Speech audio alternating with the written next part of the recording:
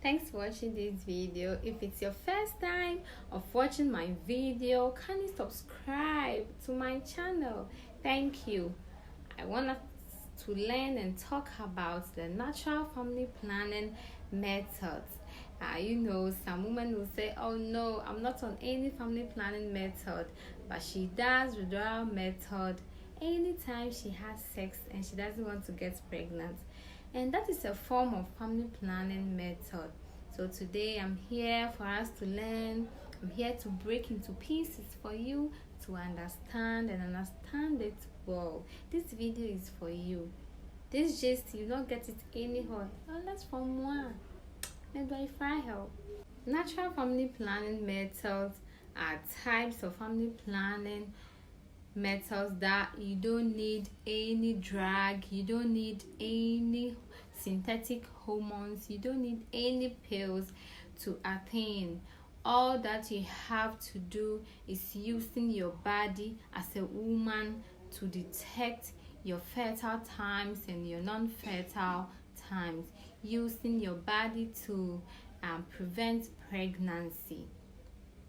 That's the natural family planning methods, and they are grouped into three.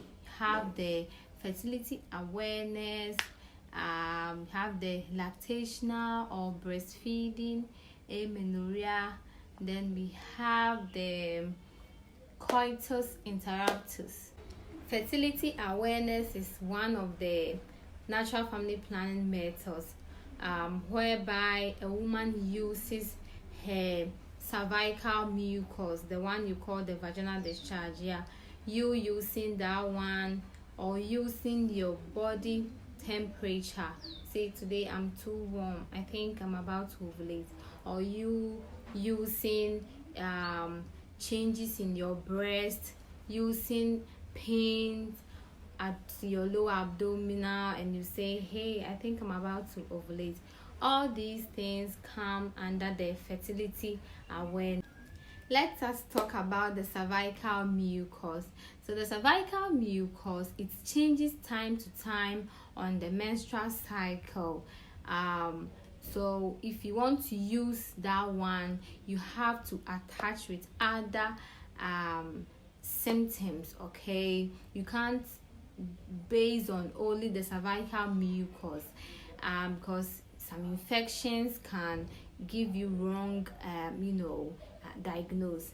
And the cervical mucus, immediately after menstruation, the vagina becomes dry, and then the cervical mucus or the vaginal discharge changes into an opaque, very thick and sticky and also creamy fluid. So few days towards your ovulation day, like 2, 3, 4 days, you can see that the vaginal discharge or the cervical mucus changes to a little bit watery and raw egg-like color, and then it becomes more.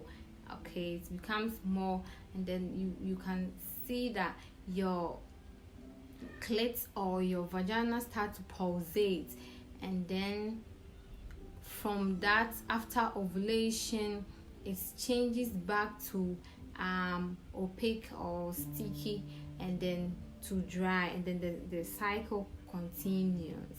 Body basal temperature, whereby you use your body temperature to figure out your fertile times. When you are about to ovulate, or when you're in your fertile times, the temperature rises. So each morning you take your temperature and you record.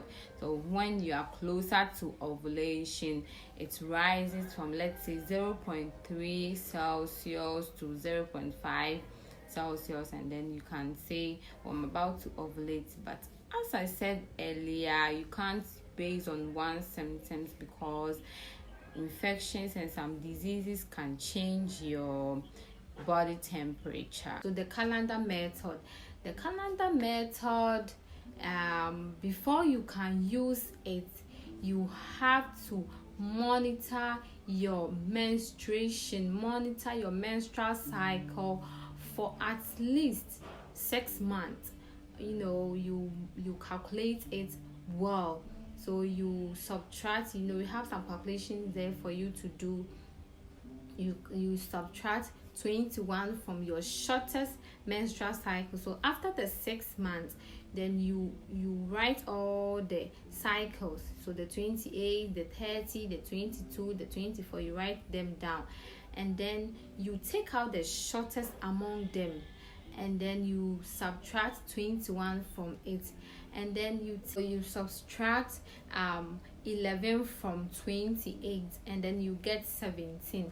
So it means your first day of your fertile days will be the fifth day of your menstrual cycle, and then the 17th will be the 17th day of your menstrual cycle. So this time frame is your fertility or your fertile days, and during these days ovulation occurs, so it makes pregnancy imminent. And ovulation doesn't always occur on the 14th day. It's not constant. It normally occurs on the halfway. That's why we have been saying 40, but some researchers are saying that it doesn't occur only on the 14th day. So it can occur on the 13th, on the 12th, depending on your menstrual cycle. You can't use the calendar method alone to detect your fertility days or your fertile days. You can attach the cervical mucus or the vaginal discharge. You can attach the body temperature. You can attach changes in your breast and all these things. Okay, as I said earlier, using one symptoms can give you wrong diagnosis. Let's say you use only the cervical mucus and then you have infections. Your cervical discharge or mucus will change. There is another one called the Coitus Interrupts. Yeah, and that is also known as the Withdrawal Method. And most women do the Withdrawal Method. It's form of family planning, as I said earlier, and it's simple, but not that simple, because if you don't get a partner who is faithful, who is not selfish, who can control himself well, you can't achieve your goal. So you have to get a partner who can control himself well, because it happens when a man removes or withdraws the penis before ejaculation. That is the Withdrawal Method, and it's somehow effective if he does it well. Some researchers are saying 90%. It's 90% effective. Yeah, if you do it well, you achieve your goal, but it all depends on the man. That is the Coitus Interrupts. Then the last one have the lactational amenorrhea. This is for the fresh mothers. This is for you. It's form of family planning. If you exclusively breastfeed your baby well, day and night, you do it well, you will not be able to ovulate and then menstruate. And this is a form of family planning, because when the baby suckles, it sends signals to the brain. The brain signals the hormones that can help in the ovulation process. It will stop it, so there will not be any ovulation, and we know that ovulation leads to menstruation. You know that we, the midwives, we always tell you that breastfeed your baby exclusively for 6 months.